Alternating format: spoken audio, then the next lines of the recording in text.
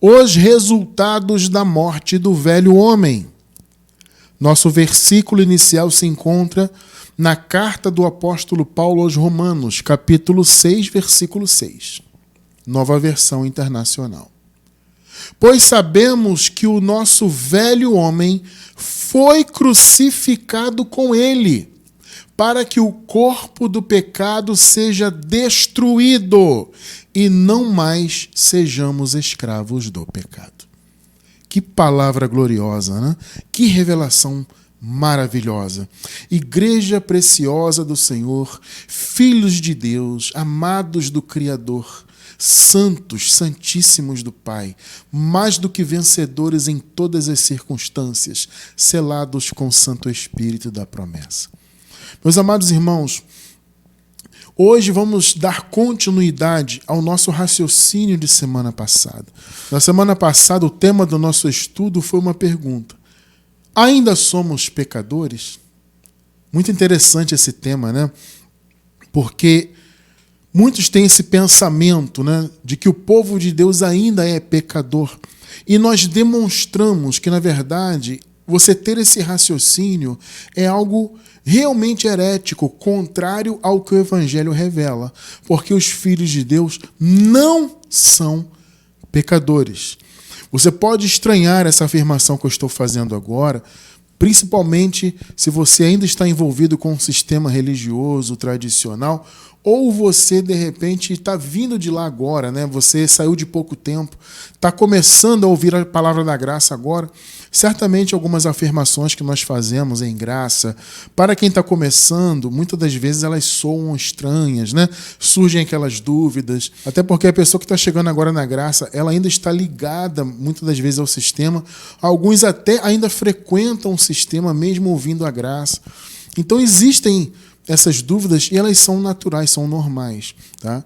Só que veja bem, antes de você achar que é herético, que é errado, isso e aquilo, estude, amado, eu te convido a estudar, sabe? Estude bastante a palavra da graça, porque você vai entender. Se você está ouvindo e se você está dando crédito, é porque o Espírito já abriu o seu entendimento, aquele estalo, né, que eu costumo dizer da revelação, aquele momento em que os seus olhos são abertos. Eu creio que isso já aconteceu com você. Agora, nós sabemos que conhecer a palavra é um processo. Não é porque você teve um estalo inicial, que você entendeu a palavra, você recebeu aquele ensinamento da graça, e aquilo te soou bom, né? Foi bom para o seu coração, né? Você ouviu e se sentiu bem com aquilo e falou, puxa, isso aqui é a verdade. Só que eu tenho dúvidas. Veja, essas dúvidas são normais. Só que à medida que você vai estudando, você vai se aprofundando na palavra, amado, não tem como você não entender. Com certeza o Espírito Santo vai abrir cada vez mais o seu entendimento.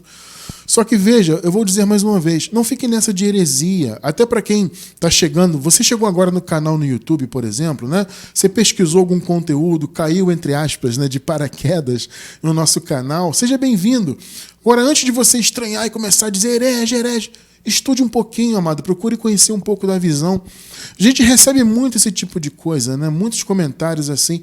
Assim, a maioria são comentários positivos, glorificando a Deus pela palavra, o que nos alegra muito o coração. Mas nós também temos muitos comentários de herege, isso é mentira, esse cara é falso profeta. Veja, amados, é muito fácil chamar qualquer coisa de heresia. Só que antes de você tirar essa conclusão, você precisa estudar a palavra. Sem preconceitos, com o coração aberto. Eu vou estudar e entender a visão. Olha, eu tenho certeza, se você estudar a visão em graça, que é totalmente baseada na palavra, texto e contexto, você não vai ter dúvidas de que a graça é o verdadeiro e único evangelho para a nova aliança, tá? Então nós estamos aqui hoje raciocinando e continuando, né, o raciocínio de semana passada, onde nós vimos essa questão do pecado. Veja, o Filho de Deus não é mais pecador. Observe, eu não vou me aprofundar nisso hoje, né? Eu não vou explicar por que nós não somos pecadores, porque já explicamos no estudo anterior, tá? Obviamente, esse estudo já está disponível em nosso canal no YouTube, tá bom?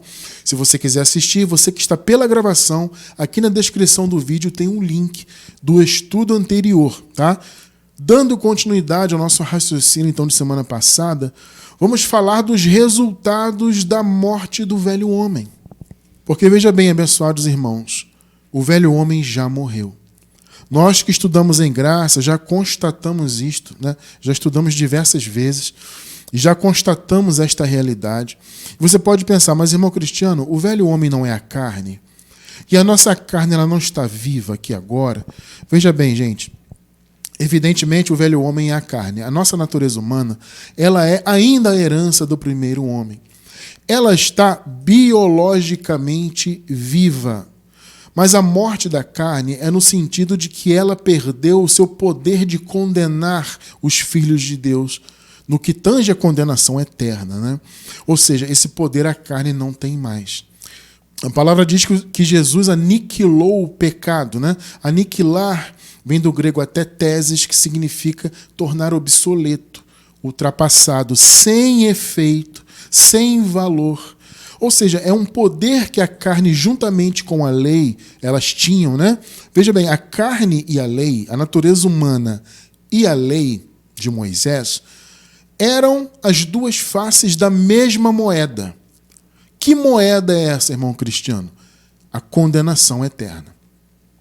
Elas eram as duas faces da mesma moeda, porque a condenação veio pelo pecado, só que sem a lei o pecado não seria imputado. Isso nós vimos na semana passada, tá? Só estou relembrando esse pequeno ponto, né? Então, o pecado trouxe a morte e ele traria a condenação. Porém, sem a lei, ele não conseguiria condenar. Então, a lei veio para diagnosticar o pecado e imputar o pecado no homem, de modo que o pecado pudesse ser imputado para condenação.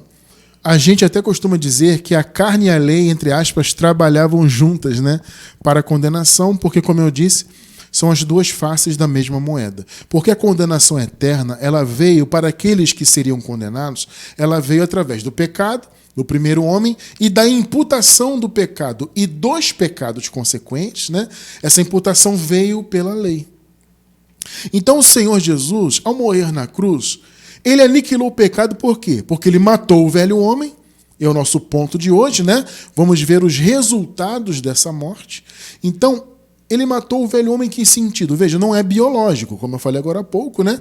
A natureza humana, ela está aqui viva biologicamente, mas ela morreu como um agente de condenação. Então, na cruz, o Senhor matou o velho homem e ele cumpriu tudo que a lei exigia. Ele derramou o sangue de Cordeiro de Deus. Entende? Então, a lei exigia sangue, né? A palavra diz que sem derramamento de sangue não haveria remissão. Então, a remissão dos pecados cometidos foi feita totalmente pelo sangue do Senhor derramado. Então, tudo que a lei exigia foi cumprido na cruz do Calvário. Então, o velho homem morreu neste sentido. Ele não é mais um agente de condenação para os filhos de Deus, ou seja, ele não pode mais trazer a morte eterna, mesmo porque o juízo já passou, tudo já foi consumado. Ué, irmão Cristiano, como assim? Eu não vou ver mais um juízo no futuro, mas e o juízo final? Vou deixar na descrição um link sobre o juízo final, um link específico. E eu vou deixar também um link da escatologia consumada. Em quase todos os nossos vídeos no YouTube, você encontra o link da escatologia consumada, onde há estudos diversos, muitos estudos a respeito da consumação de todas as coisas. Ou seja, a escatologia bíblica, na verdade, ela já se consumou, gente. As pessoas pensam na escatologia bíblica ainda para o futuro, mas isto não faz sentido, tá? Não faz sentido nem do ponto de vista bíblico, como também não faz sentido do ponto de vista histórico. Só que, claro, não tem tempo de explicar isso hoje, por isso eu estou deixando o link do estudo específico sobre o juízo final. E se você quiser se aprofundar ainda mais, vou deixar o link da escatologia consumada, tá? Então veja, o juízo já passou, quem tinha que ser condenado foi condenado, e os filhos de Deus foram salvos. Aqueles irmãos daquela época que haviam nascido ainda antes da cruz, veja, não é o nosso caso, nós nascemos milênios depois da cruz, né? Mas os irmãos da igreja primitiva nasceram ainda debaixo do pecado, ainda antes da cruz. E eles então foram salvos diretamente daquela condição. Eu costumo dizer que nós fomos salvos indiretamente, porque nós nunca estivemos, na verdade, debaixo do pecado. Então a nossa salvação foi indireta. Porque, veja, se Jesus não tivesse morrido, ressuscitado e cumprido toda a sua obra, obviamente nós hoje ainda estaríamos submetidos à condição de morte. Percebe? Mas o Senhor acabou com isso. Nós não temos morte em nossas vidas. Apenas o biológico volta para o pó. Entende? Mas nós seguiremos vivos. Após o nosso corpo biológico voltar para o pó, nós não vamos ver a morte. A morte já acabou, tudo já está consumado, né? Vocês estão percebendo?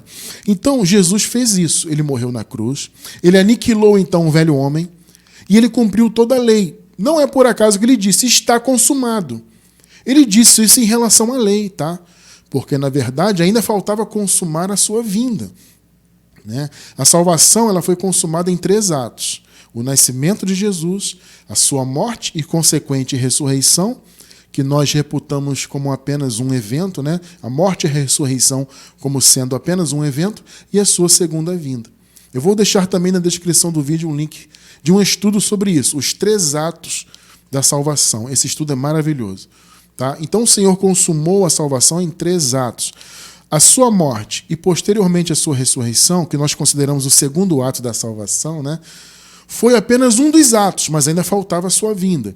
Mas ele disse está consumado por quê? Porque na cruz ele consumou a lei, tudo que a lei exigia. Entende? Então a lei e o pecado foram aniquilados. Por isso a palavra diz que Jesus é o fim da lei. Entende? Ele acabou com ela. A fronteira, a palavra fim no grego, telos, né? Significa algo que termina e começa uma outra coisa. Como se fosse uma fronteira, né? Então a morte de Jesus foi isso, foi uma fronteira. A lei foi até ali. Na cruz, o Senhor Jesus morreu, então ele satisfez a lei e ele ressuscitou para a justificação do povo de Deus. Entende? Então, na semana passada, nós vimos isto. Nós vimos que, na verdade, os filhos de Deus não podem ser considerados pecadores. Mas, como eu disse, não tem como me aprofundar hoje, o tempo não permite. Mas, claro, você pode assistir ao estudo que está na descrição do vídeo de semana passada. E hoje nós estamos, então, continuando este raciocínio.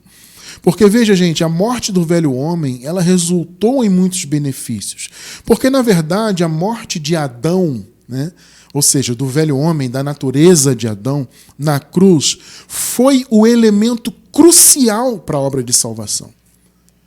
Porque se nós pudéssemos resumir a obra de salvação, foi isso, foi a morte do velho homem. Foi o principal ato, eu até diria isso. Porque é a partir da morte do velho homem que todas as promessas e a salvação e tudo mais que o Senhor havia prometido se cumpriu. Foi a partir do velho homem morrer. Só que veja, muitos, por não entenderem isso, vivem ainda como se Adão, se o velho homem, quando eu falo Adão, eu nem me refiro exatamente ao personagem Adão, eu me refiro à sua natureza, tá? Então muitos vivem como se Adão, ou seja, o velho homem, a natureza humana, ainda não tivesse sido aniquilado para sempre. E já foi. Na cruz, o velho homem foi atetesis, né? No grego, aniquilado, obsoleto, sem efeito, sem poder. Podemos até traduzir assim, ele perdeu o seu poder de condenação, porque foi aniquilado. Então, veja, o poder, vamos colocar entre aspas, que o velho homem tem é de trazer consequências más, né? Porque se você planta na carne, da carne você vai colher, como a palavra diz, a corrupção, né, que é o sentido assim, de coisas negativas, frutos maus, né? Então você vai colher o mal daquilo que você plantar. Mas o velho homem não tem poder de condenar eternamente uma pessoa. No caso, um filho de Deus que foi eleito para a salvação desde antes da fundação do mundo. A carne não tem mais este poder. Por quê? Porque o pecado morreu quando o velho homem morreu. Ah, irmão Cristiano, mas como assim o pecado morreu se as pessoas estão cometendo pecados? Assista ao estudo passado. Não vou explicar isso hoje, tá? Mas, obviamente, esse foi o primeiro resultado da morte do velho homem. O velho homem, a carne, Adão, morreu na cruz enquanto agente de condenação. E uma vez que ele morreu, e uma vez que Jesus cumpriu toda a lei e disse está consumado, então houve o fim, a morte do pecado, ou seja, a morte da condenação. Por isso que o apóstolo Paulo pôde afirmar que todos aqueles que estão em Cristo Jesus, não há condenação para eles. Entende? Irmão Cristiano, o que é estar em Cristo? Eu já vou explicar isso. A gente já vai chegar lá. Aliás, eu já expliquei algumas vezes, mas eu vou relembrar hoje esse ponto do que é estar em Cristo, tá? A gente já vai chegar lá. Então, o primeiro resultado da morte do velho homem, nós vimos na semana passada. Foi a morte do pecado, a morte da condenação.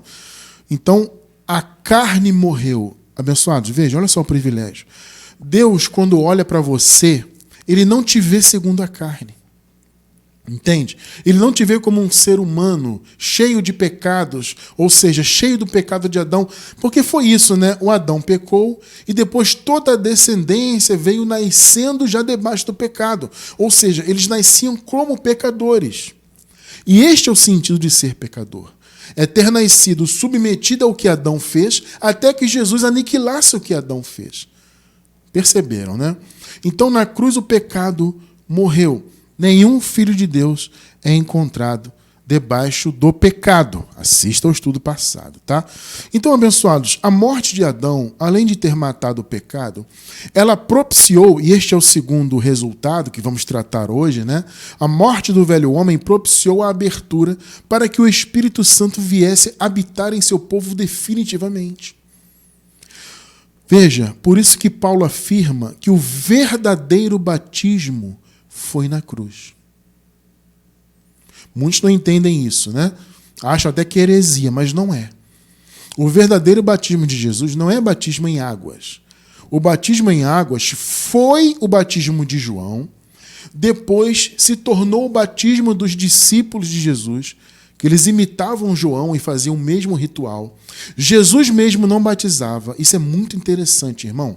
Quando você vê na história dizendo que os discípulos de Jesus batizavam, a história diz o seguinte: se bem que Jesus mesmo não batizava. O texto fala isso claramente. Aí você fica pensando, por que Jesus não batizava?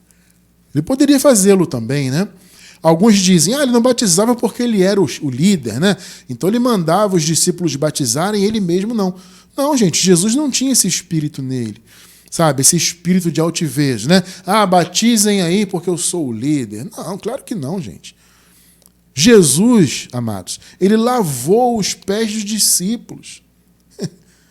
Entende? Ele disse que veio para servir. Então a atitude dele de não batizar não é porque ele não queria se esforçar ou porque ele era o líder. Não. Havia um mistério ali, tanto que a palavra registra isso. Jesus mesmo não batizava. Muitos leem essa passagem, passa em branco, passa por cima, não estão nem aí. Mas se você para pensar, raciocinar, você pensa, poxa, tem uma revelação aqui. Por que ele não batizava no batismo de João e dos discípulos de Jesus? Porque o batismo verdadeiro de Jesus era outro batismo.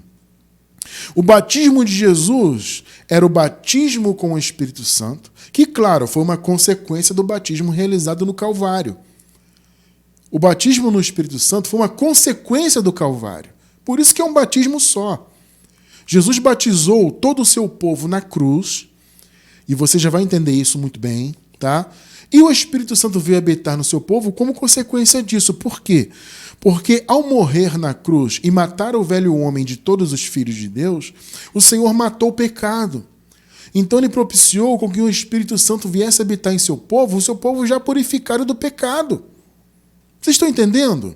O Espírito Santo não habitava no povo de Deus antes da cruz por causa do pecado. O Espírito Santo não pode se misturar, não poderia, né, se misturar com o pecado. Então ele jamais habitaria em pecadores. Perceberam? Como na cruz o pecado foi aniquilado, como vimos semana passada, isso abriu as portas para que o Espírito viesse habitar nos filhos de Deus, filhos estes já renovados, filhos estes já purificados. Entende? Então o batismo na cruz propiciou como consequência a descida do Espírito Santo posteriormente.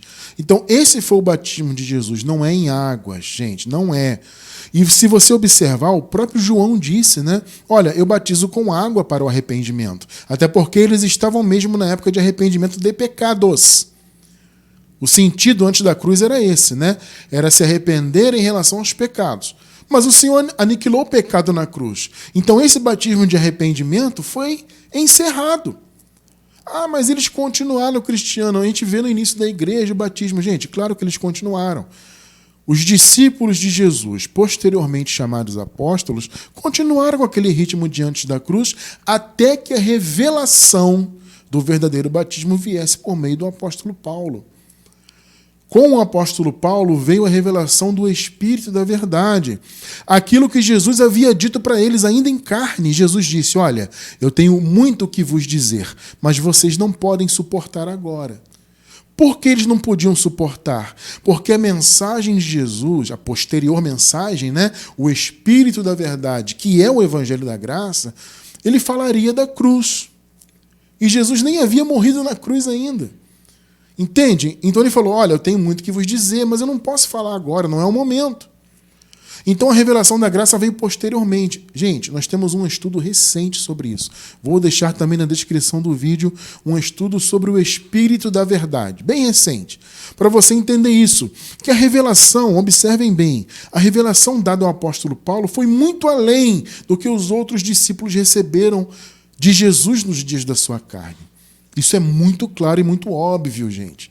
Então, aquilo que Jesus não podia revelar para eles antes da cruz, foi revelado posteriormente, a partir do ministério de Paulo, o ministério do Espírito da Verdade. Quer entender isso? Assista ao estudo aí que está no link. Tá? Você que está pela gravação no YouTube vai encontrar o link. É muito interessante. Então, a visão que Jesus deu a Paulo, a revelação da graça, trouxe uma ampliação tremenda, entende? Para o conhecimento todo, porque não foi só aquela mensagem que Jesus destinou antes da cruz, né? Olha, ensinem que o reino já está vindo, né? A mensagem basicamente era essa, né? Ensinem para os judeus que o reino está vindo, né? A revelação da graça, gente, tinha esse conteúdo? Sim, tinha, mas tinha muito mais. Por isso que nós vemos na palavra do Senhor as cartas do apóstolo Paulo.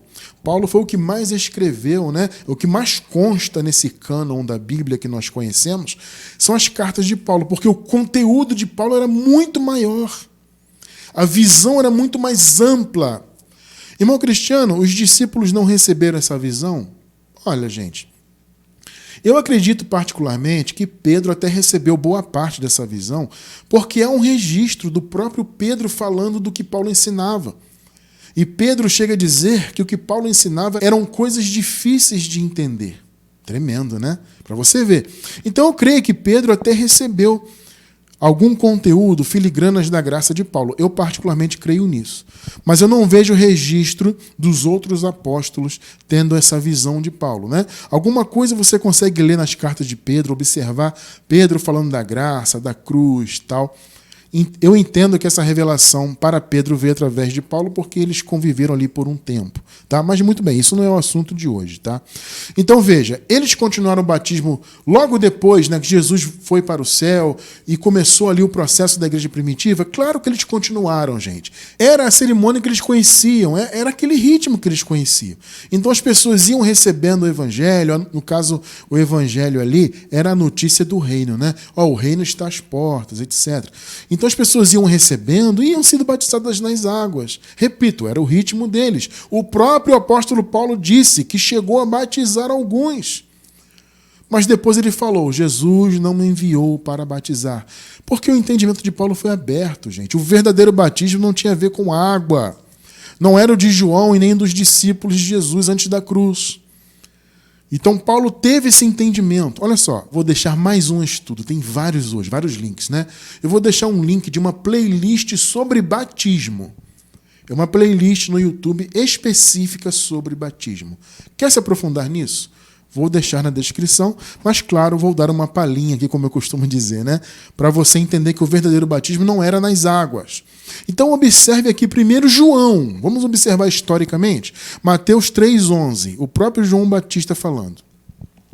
Eu batizo com água para arrependimento. Mais uma vez, nesse tempo fazia sentido, porque eles estavam debaixo do pecado.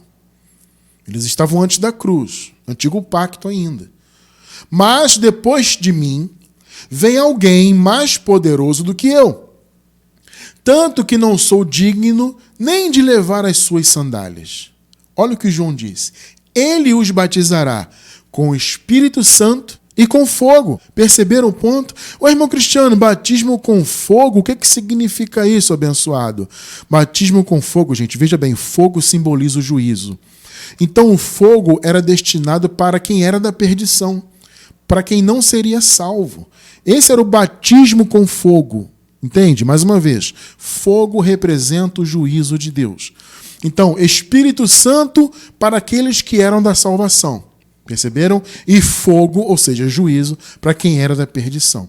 Vamos nos ater aqui ao batismo para quem era da salvação, no caso com o Espírito Santo. Foi o que eu falei agora há pouco. Por que o Espírito Santo desceu e pôde habitar nos filhos de Deus? Porque os filhos de Deus foram purificados do velho homem na cruz. O pecado foi aniquilado, a lei foi cumprida. Então nenhum filho de Deus mais foi achado em dívida de pecado.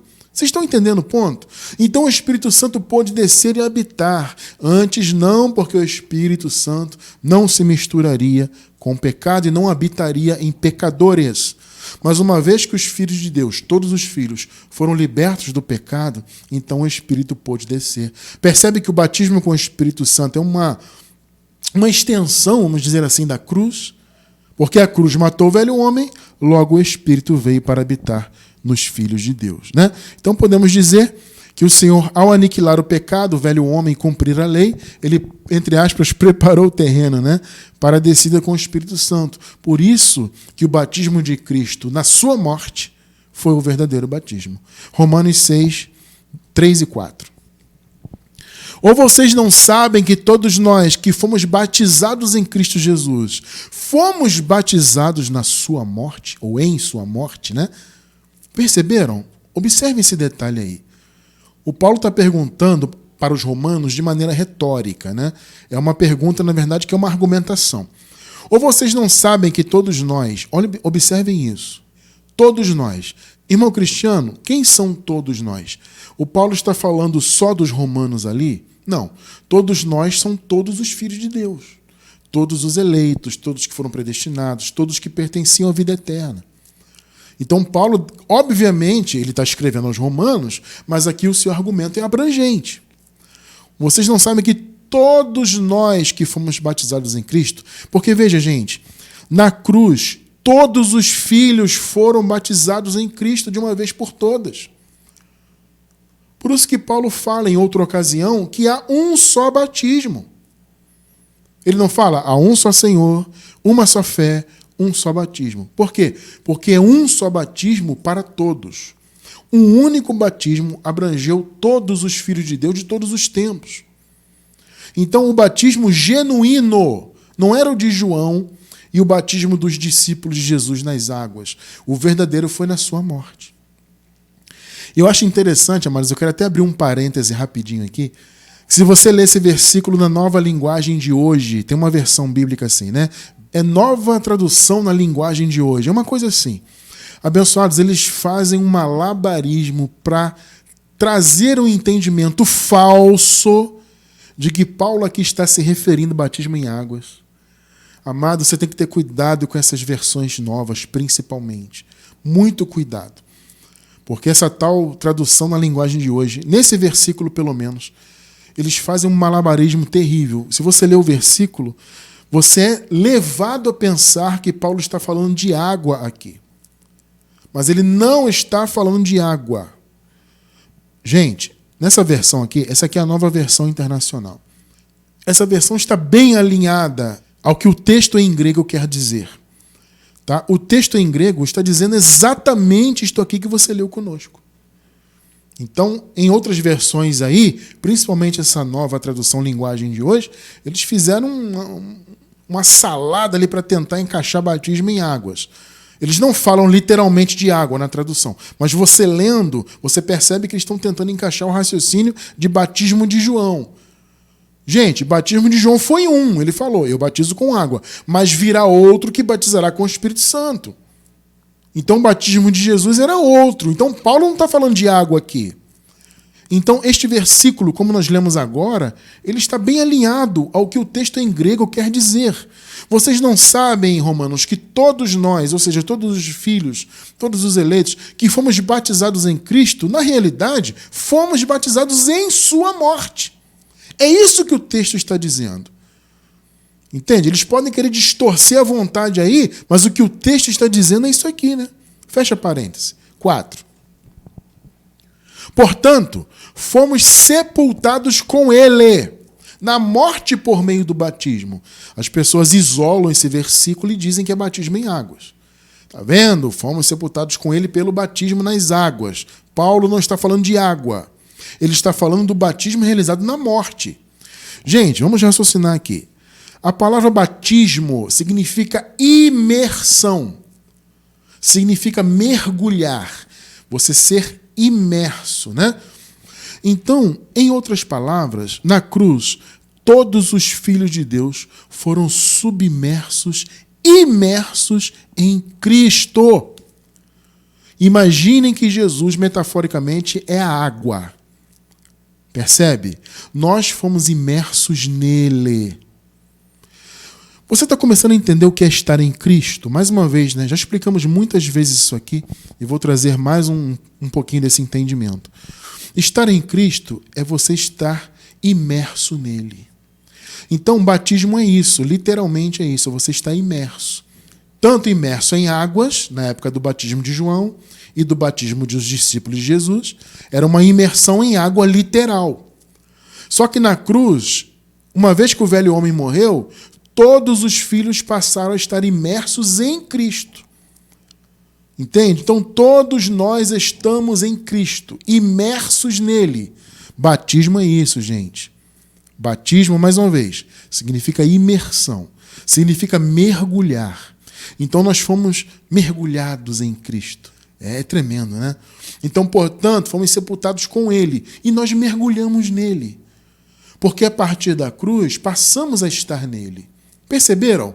Antes da cruz, os eleitos de Deus estavam em Adão. Aliás, toda a humanidade estava, eleitos e não eleitos. Todos estavam em Adão. Só que na cruz, a partir dela, da morte de Jesus e sua ressurreição, todos os filhos morreram na cruz, logo passaram a estar imersos nele, mergulhados nele. Perceberam, né?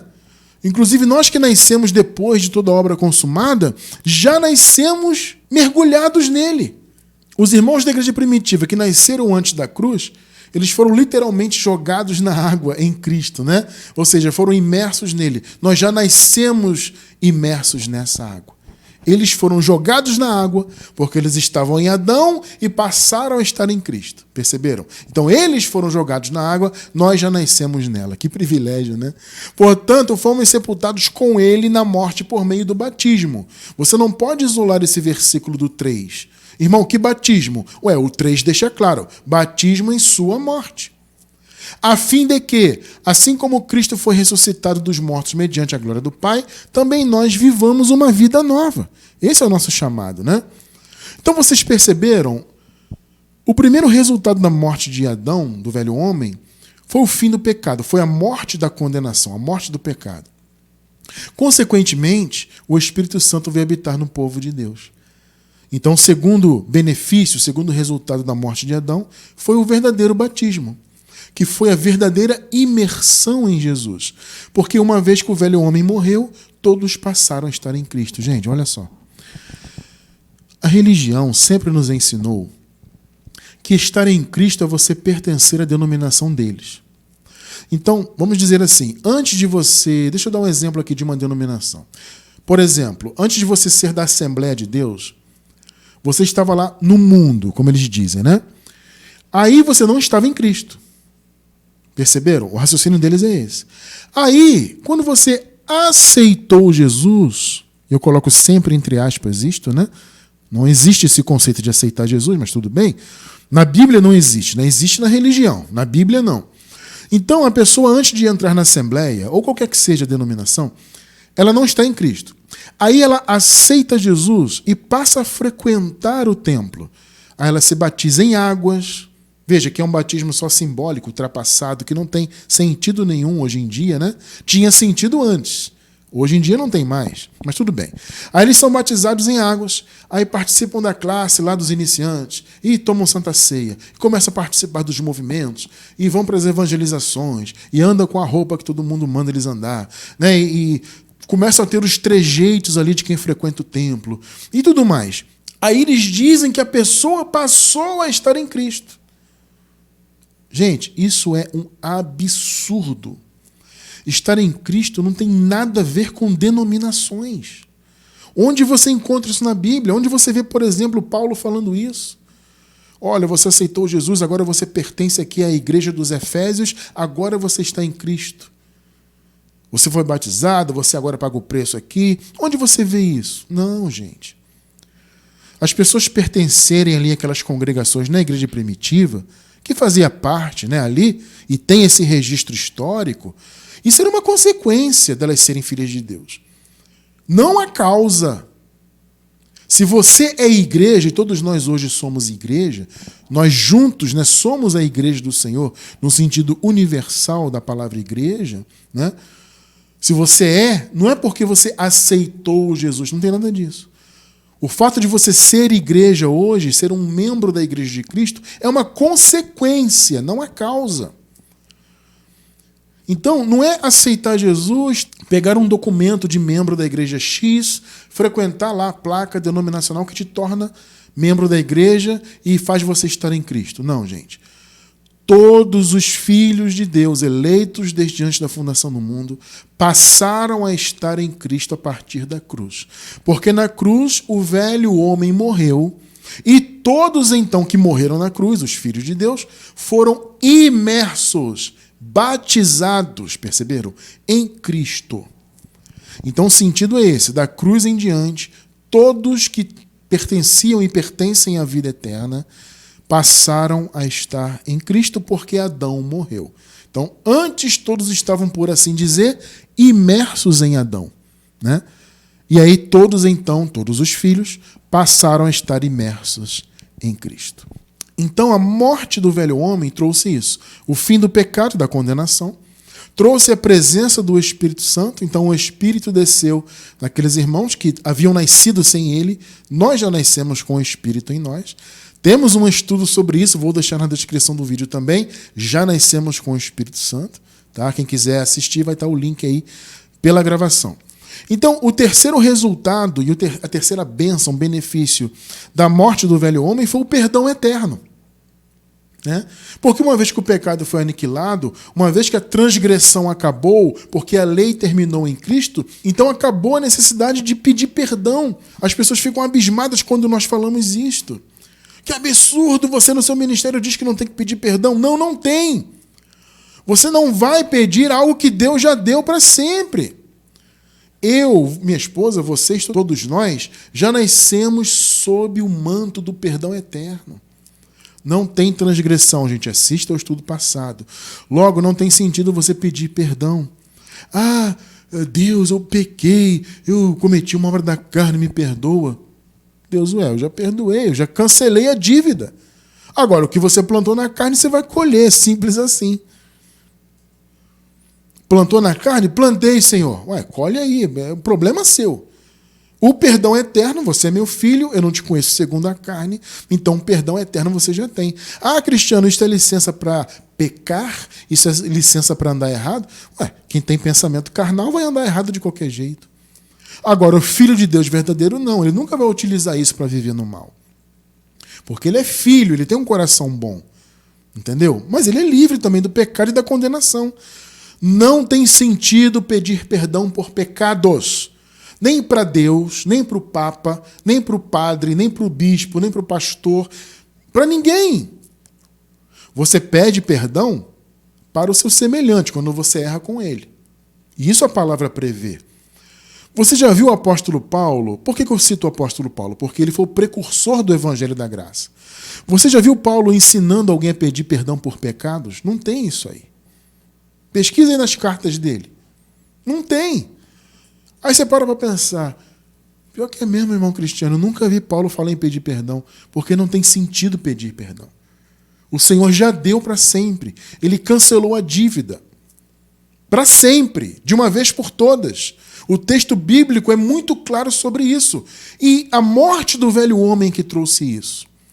Então você pedir perdão a Deus sobre um pecado, cometi, me deslizei na carne aqui, Senhor me perdoa. Ué, está pedindo que ele já deu? Não, viva as consequências do que você fez, ponto final. Perdoado você já está. Você é filho de Deus eleito? Eu sou, irmão cristiano. Você já vive sob o manto do perdão. Colossenses 2, do 11 ao 14. Nele também vocês foram circuncidados. Observe qual é a circuncisão, hein? Observe bem. Não é a circuncisão feita lá entre os judeus. Não é, observe. Nele também vocês foram circuncidados. Não como a circuncisão feita por mãos humanas. Aquela circuncisão lá dos judeus, né? Mas com a circuncisão feita por Cristo. Observe o detalhe. Que é o despojar do corpo da carne. A verdadeira circuncisão foi a morte do velho homem na cruz. A palavra despojar no grego, ela aponta para uma vestimenta que é retirada e descartada. Imagine que você tem uma roupa muito velhinha, já que não serve mais, está feia, você não quer mais. O que você vai fazer? Você vai retirá-la do seu corpo e vai descartar. A figura aqui é essa, o despojar do corpo da carne. Ou seja, o corpo da carne foi descartado por Cristo. Observe, eu não sou eu que estou falando isso, você está lendo na Bíblia comigo. Esta foi a verdadeira circuncisão, que inclusive abrangeu também as mulheres. Porque antes, dentre os judeus, segundo a lei, somente os homens eram circuncidados.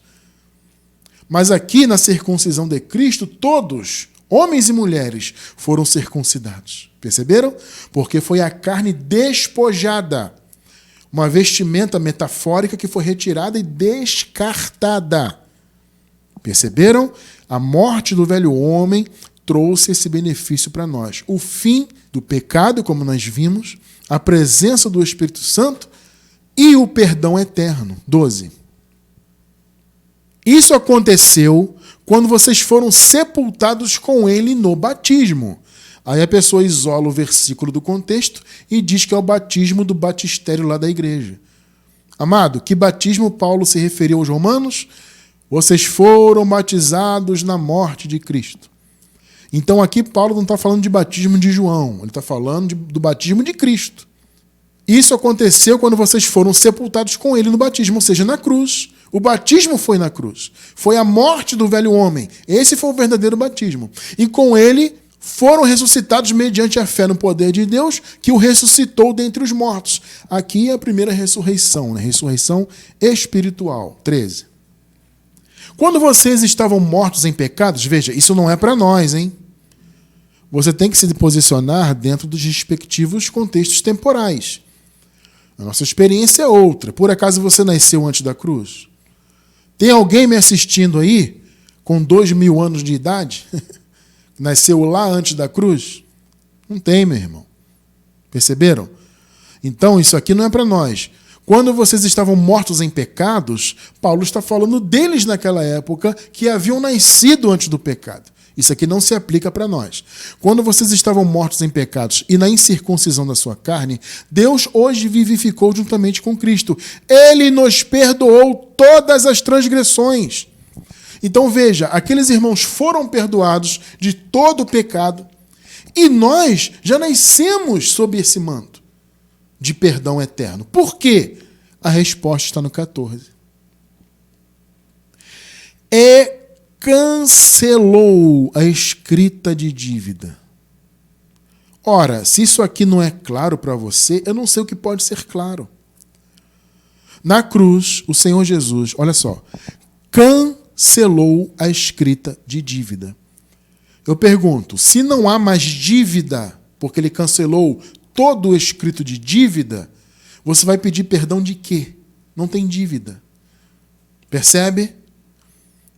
Ah, mas o que eu planto na carne? Você vai colher da carne, não tem jeito. Agora, no que se refere à condenação, à sua eternidade, a como Deus vai te ver, amado, isso não muda nada. Porque a dívida foi cancelada há 2000 anos. E cancelou a escrita de dívida que consistia em ordenanças, a lei. A lei foi cancelada. E que nos era contrária, claro que era. Ele a removeu, pregando-a na cruz. Removeu. Você sabe o que significa remover? Pois é. Ele removeu a dívida. Não há transgressão Como vimos semana passada, onde não há lei, não há transgressão. Ele cancelou a escrita de dívida. Então a morte de Adão trouxe o fim da condenação, logo o fim da necessidade de você pedir perdão pelos pecados. Não faz sentido isso. A promessa é que os pecados jamais seriam lembrados. Daquele povo, né? O pecado deles jamais seria lembrado. Ou seja, os pecados antes da cruz. Depois da cruz, o pecado foi cancelado. As transgressões foram canceladas. O Senhor cancelou a escrita de dívida. Você acabou de ler comigo. Ele a removeu pregando-a na cruz. Então, na cruz acabou a dívida. E todos os pecados cometidos, então, antes da cruz, foram cancelados e não seriam mais lembrados. Hebreus 10, do 15 ao 18. O Espírito Santo também nos testifica a este respeito. Primeiro ele diz, 16... Esta é a aliança que farei com eles depois daqueles dias, diz o Senhor. Porei as minhas leis em seus corações e as escreverei em suas mentes. Essa é a nova aliança que foi feita com o verdadeiro povo de Deus. Quando o Senhor fez a promessa, obviamente nós vemos essa referência lá no livro de Jeremias, né? E ali parece que o Senhor está falando para os israelenses da carne, né? Os da casa de Israel, os da casa de Judá. Veja bem, ali em Jeremias, claro que a referência é segundo a carne. Eles não tinham outro entendimento. Só que o Evangelho revelou que, na verdade, o povo de Deus não é segundo a carne. O povo de Deus não são os israelitas, os judeus, os hebreus. O povo de Deus é a igreja. Ou seja, pessoas de todas as etnias que foram eleitas desde antes da fundação do mundo. Então a nova aliança foi feita com o verdadeiro povo de Deus. O verdadeiro Israel, que é o Israel de cima, como Paulo fala, né? O Israel celestial. Esta é a aliança que farei com eles depois daqueles dias, diz o Senhor. Porei as minhas leis em seus corações e as escreverei em suas mentes. Então a direção do Espírito, amado, está em nosso coração, em nossa mente. 17 e 18. E acrescenta, dos seus pecados e iniquidades, não me lembrarei mais. Acabou. Onde essas coisas foram perdoadas, olha só, não há mais necessidade de sacrifício pelo pecado. Porque o sacrifício feito na cruz foi de uma vez por todas. Foi um para sempre. Perceberam o raciocínio aqui do Evangelho? É tremendo. Então, se os pecados não são mais lembrados, irmão Cristiano, e qual o sentido de o pecado não ser lembrado? É no sentido da condenação. Por isso que Jesus disse, né, que na sua segunda vinda e no julgamento, ele diria o quê para os eleitos dele? Vinde benditos de meu Pai, venham herdar o reino que pertence a vocês por herança. Por quê? Porque o pecado foi aniquilado. Os pecados não seriam mais lembrados, não seriam levados em conta para a condenação. Perceberam, né? Então acabou esse conceito, abençoado. Ah, mas irmão Cristiano, eu vejo lá, por exemplo, João dizer, né, depois da cruz, que se confessarmos os nossos pecados, Deus é fiel para perdoar. E não só João disse, né? O Tiago disse também, se você orar pelo enfermo e ele tiver pecados, eles serão perdoados. Né? E Pedro chamou ao arrependimento de pecados também. Nós vemos os discípulos, os apóstolos falando isso. Mas é aquilo que eu falei para vocês, amados. O entendimento que foi dado a Paulo, o espírito da verdade, foi um entendimento muito além do que eles tinham. Eles tinham aquela visão realmente, porque eles nasceram antes da cruz, todos eles, né? Toda a igreja primitiva praticamente nasceu antes da cruz, né? Então eles viveram aquela transição e o raciocínio que eles tinham era esse. Eles eram pecadores, mas eles tinham que pedir perdão, tinham que batizar nas águas e tinham que orar pelo enfermo, passar um óleo ungido e o pecado vai ser retirado. Esse era o pensamento da circuncisão. Só que a revelação da graça veio e mostrou o quê? Não, os pecados foram perdoados. Gente, olha só, as pessoas no sistema teológico, elas fazem um esforço e um malabarismo teológico tremendo para tentarem encaixar os raciocínios, esses raciocínios específicos, né, dos apóstolos em relação ao raciocínio de Paulo. Não tem como. É só você raciocinar. É uma questão até de lógica. O apóstolo Paulo disse o quê? A escrita de dívida acabou. Ela foi encravada na cruz. Então, Paulo deu um ponto de referência temporal. Foi na cruz. Qual é a lógica de depois da cruz você chegar para Deus e falar: Senhor, me perdoa, eu sei que o Senhor é fiel para me perdoar. Ele já fez isso na cruz. Então o raciocínio de João, de Tiago, ore pelos enfermos e se eles tiverem pecado, serão perdoados. Não tem sentido isso.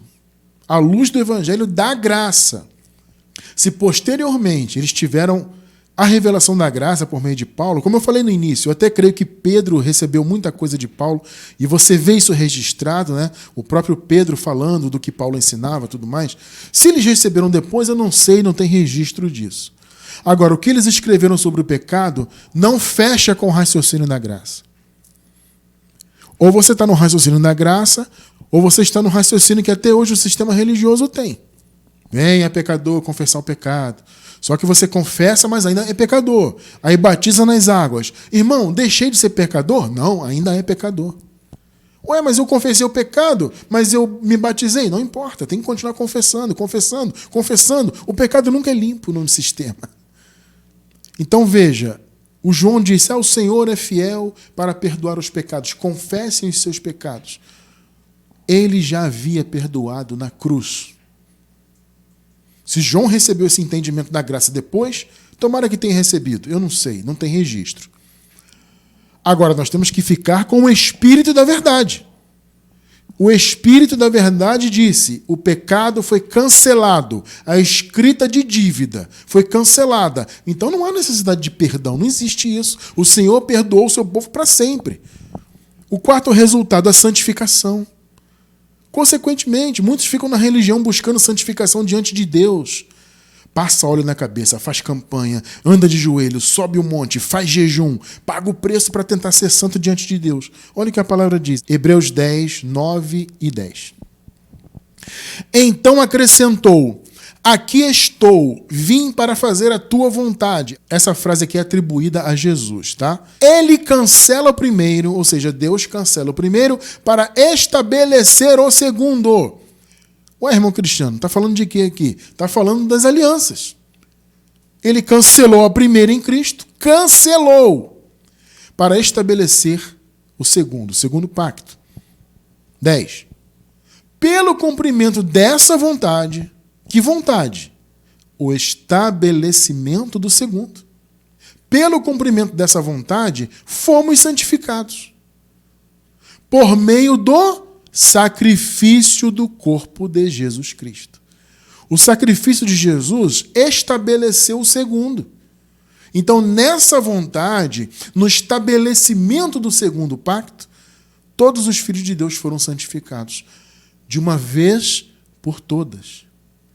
Porque Jesus ofereceu o seu corpo assim, uma vez só, para sempre, uma vez por todas. Então a santificação veio para todos. Você, filho de Deus, eu, que nascemos já com toda a obra consumada, já nascemos santos diante de Deus. Que revelação maravilhosa, né? Então a religião fica aí lutando, amados, para serem salvos, para serem santos. Deus já vê os seus filhos como santos, porque a vontade dele em estabelecer o segundo pacto, né, já foi realizada. Jesus já ofereceu o seu corpo. E quando Jesus ofereceu o seu corpo, o velho homem morreu lá. Isso foi o verdadeiro batismo, logo, isto foi a verdadeira santificação. Foi a morte do velho homem. E, consequentemente, todos os filhos, então, foram feitos novas criaturas. 2 Coríntios 5, 14 ao 17. Pois o amor de Cristo nos constrange, porque estamos convencidos de que um morreu por todos. Ou seja, Jesus morreu por todos os filhos de Deus, todos os eleitos. Quando diz aqui morreu por todos, é um sentido étnico, né? Está dizendo o seguinte: não é só pelos judeus, ou não foi só pelos judeus. Ele morreu por todos os filhos de todas as etnias. Esse é o sentido. Ele morreu por todos, um morreu por todos, logo todos morreram. Perceberam? Todos os filhos de Deus morreram na cruz. O velho homem dos filhos de Deus morreu na cruz. Por isso esse foi o batismo. Por isso fomos imersos. Perceberam? Fomos mergulhados em Cristo, porque o velho homem morreu, passamos a estar em Cristo. E nós já nascemos nele, né? Aqueles irmãos daquela época passaram a estar e nós já nascemos em Cristo, porque o velho homem morreu. Todos morreram na cruz, ou seja, o velho homem de todos, 15. E ele morreu por todos para que aqueles que vivem já não vivam mais para si mesmos, mas para aquele que por eles morreu e ressuscitou, 16. De modo que, de agora em diante, a ninguém mais consideramos do ponto de vista humano. Perceberam? É o famoso a ninguém conhecemos segundo a carne. Ou seja, não conhecemos ninguém do ponto de vista de etnia. Se é judeu, se não é judeu, não importa isso. Porque, na verdade, o velho homem morreu. E as pessoas eram judias, ou as pessoas eram de outros povos, gentios, chamados gentios, né? As pessoas eram na carne. Entende? Eu, Cristiano, minha esposa, somos brasileiros na carne. Entende? Só que a nossa verdadeira cidadania é o céu. Então não importa a carne, não importa se eu sou brasileiro, português, africano, ou mesmo israelense, não importa isso aí. Isso é segundo a carne. Então não consideramos mais ninguém desse ponto de vista. Ainda que antes tenhamos conhecido Cristo dessa forma, agora já não o consideramos assim. Então, nem mesmo Cristo, né, que muitos até hoje o veem como Nazareno, etc. Não temos que enxergar Jesus mais assim. 17. Portanto, se alguém está em Cristo, perceberam o ponto que é estar em Cristo? É ter morrido na cruz. Perceberam? Por quê? Antes estavam em Adão. Adão morreu na cruz, todos morreram lá na cruz, os filhos de Deus, então passaram a estar em Cristo. Foi o verdadeiro batismo. Todos os filhos foram imersos em Cristo, foram mergulhados nele. Portanto, se alguém está em Cristo, é nova criação. Ou seja, estar em Cristo não é pertencer a denominações. Estar em Cristo é você não estar mais no velho homem. Se o velho homem morreu na cruz, então, a partir da cruz, todos nós estamos em Cristo. Perceberam o raciocínio, né? Portanto, se alguém está em Cristo, é nova criação. Nós já nascemos novas criaturas. Porque já nascemos imersos em Cristo. Que revelação, né? As coisas antigas, já passaram. Eis que surgiram coisas novas. Então, o que era antigo passou. Lei, condenação, pecado e o velho homem. Velho, olha a palavra, velho homem. Ou seja, o homem antigo passou. Morreu. Tudo se fez novo. Que revelação, amados, que palavra. Perceberam os resultados da morte do velho homem? Isso é maravilhoso. Essa palavra traz descanso. Essa palavra traz certezas na sua vida. Que você tem a vida eterna, que você já nasceu com o Espírito, já nasceu nova criatura, já nasceu abençoado com todas as bênçãos. Por quê? Quando você nasceu, o velho homem já estava morto. Ele morreu na cruz, o velho homem de todos os filhos. Toda a obra do Senhor está consumada. Você nasceu depois disso, logo você nasceu com todos os benefícios espirituais liberados. A porta do paraíso já está aberta para nós. Inclusive, nós já estamos ligados ao paraíso espiritualmente. Percebem? E a nossa vida eterna está garantida lá. Nunca veremos a morte, porque o velho homem morreu. Então a condenação morreu, a lei acabou, entende? A escrita de dívida foi pregada na cruz. Não tem dívida espiritual. Essa é a verdade da graça. O que passa disso não é evangelho. Por isso que eu afirmo, tudo que é pregado nesse sistema religioso aí, chamado cristão, não é evangelho. Porque eles ainda colocam as pessoas debaixo do pecado, debaixo da condenação. Por um lado eles dizem, não há condenação, glória a Deus. Do outro lado, se você não tomar Santa Ceia, vai perder a salvação. Se você não for fiel dizimista, se você não frequentar os cultos, se você não usar a roupa que nós mandamos você usar, se você não jejuar, se você não ler a Bíblia, e se você não subir um monte, vai perder a salvação. Pastor, se eu sair da igreja, se eu cismar de sair aqui da congregação, e se você sair está amaldiçoado, o diabo vai tirar a sua salvação, porque Deus já pesa a mão. Ué, de um lado não tem condenação e depois tem toda a condenação? Vocês percebem que esse raciocínio religioso não faz sentido nenhum? Então o que esse pessoal prega não é evangelho. Evangelho é o que nós pregamos agora. Tudo está consumado. A escrita de dívida acabou. Não somos mais dominados pelo velho homem. Ele não pode nos condenar, não pode nos colocar em pecado, debaixo de maldição. Ele pode trazer consequências más, cada um que viva com as suas colheitas. Agora, no que tange a eternidade, negativo, Jesus já fez a sua obra. Eu quero encerrar com Romanos, capítulo 8, versículos 9 e 10. Entretanto, vocês não estão sob o domínio da carne. Você recebe essa palavra? Nós recebemos aqui. Vocês não estão sob o domínio da carne, porque o domínio da carne acabou na cruz. A carne não pode condenar, não pode colocar debaixo de maldição, não pode dominar a sua vida. Entretanto, vocês não estão sob o domínio da carne, mas do Espírito, se de fato o Espírito de Deus habita em vocês. E se alguém não tem o Espírito de Cristo, não pertence a Cristo. Isso é óbvio, né? Só quem pertence ao Senhor, só quem foi eleito por Ele, é que tem o seu Espírito. 10.